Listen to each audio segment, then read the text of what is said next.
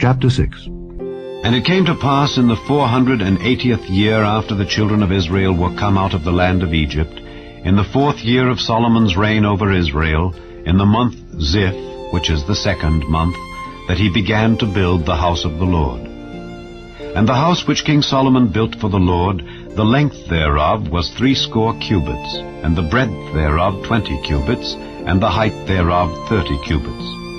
And the porch before the temple of the house, 20 cubits was the length thereof, according to the breadth of the house. And 10 cubits was the breadth thereof before the house. And for the house he made windows of narrow lights. And against the wall of the house he built chambers round about against the walls of the house round about, both of the temple and of the oracle. And he made chambers round about. The nethermost chamber was 5 cubits broad, and the middle was 6 cubits broad, and the third was 7 cubits broad. For without, in the wall of the house, he made narrowed rests round about, that the beams should not be fastened in the walls of the house. And the house, when it was in building, was built of stone, made ready before it was brought thither, so that there was neither hammer nor axe, nor any tool of iron heard in the house while it was in building. The door for the middle chamber was in the right side of the house, and they went up with winding stairs into the middle chamber, and out of the middle into the third. So he built the house and finished it, and covered the house with beams and boards of cedar.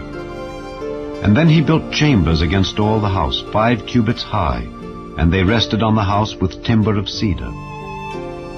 And the word of the Lord came to Solomon, saying, Concerning this house which thou art in building, if thou wilt walk in my statutes and execute my judgments and keep all my commandments to walk in them, then will I perform my word with thee which I spake unto David thy father, and I will dwell among the children of Israel, and will not forsake my people Israel.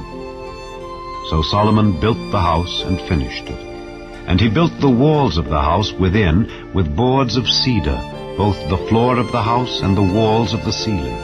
And he covered them on the inside with wood, and covered the floor of the house with planks of fir.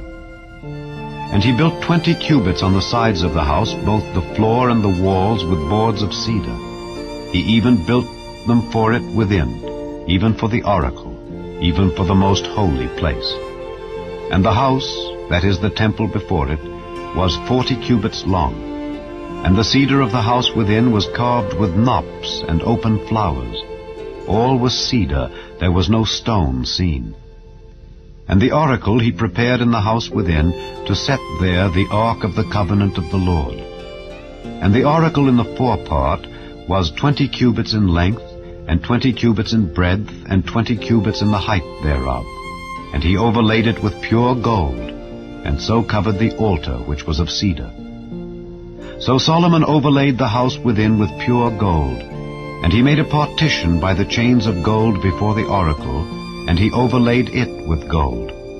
And the whole house he overlaid with gold, until he had finished all the house. Also the whole altar that was by the oracle he overlaid with gold. And within the oracle he made 2 cherubims of olive tree, each 10 cubits high. And 5 cubits was the one wing of the cherub, and 5 cubits the other wing of the cherub. From the uttermost part of the one wing unto the uttermost part of the other were 10 cubits. And the other cherub was 10 cubits. Both the cherubims were of one measure and one size. The height of the one cherub was 10 cubits, and so was it of the other cherub. And he set the cherubims within the inner house, and they stretched forth the wings of the cherubim, so that the wing of the one touched the one wall, and the wing of the other cherub touched the other wall, and their wings touched one another in the midst of the house. And he overlaid the cherubims with gold. And he carved all the walls of the house round about with carved figures of cherubims, and palm trees, and open flowers within and without. And the floor of the house he overlaid with gold, within and without.